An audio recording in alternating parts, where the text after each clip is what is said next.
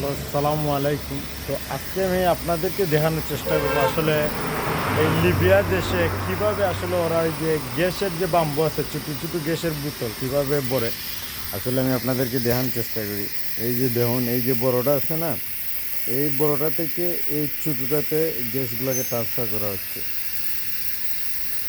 এই যে ওইটা, এই ধরুন ছোট্ট একটা বোতলকে কীভাবে ভরা হচ্ছে, এই যে এইটা থেকে এইটাতে ভরা হচ্ছে, আর এইটা থেকে এইটাকে ভরা হচ্ছে। আর একটু ভালো করে আপনারা দেখলে দেখতে পারেন, এই জায়গাটা কিন্তু একদম বরফ হয়ে গেছে।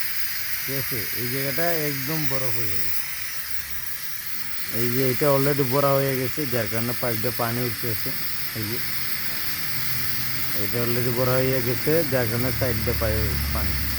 তা আসলে তো এইভাবে আসলে মনে করেন যে লিবিয়া দেশে যে আসলে গ্যাসের বাম্বুগুলো ভর্তি করা হয়, এইভাবে আসলে গ্যাস ভর্তি করা হয়।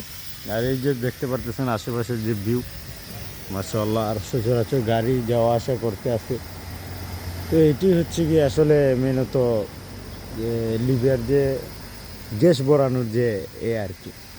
তো যাই হোক, আমি প্রতিনিয়ত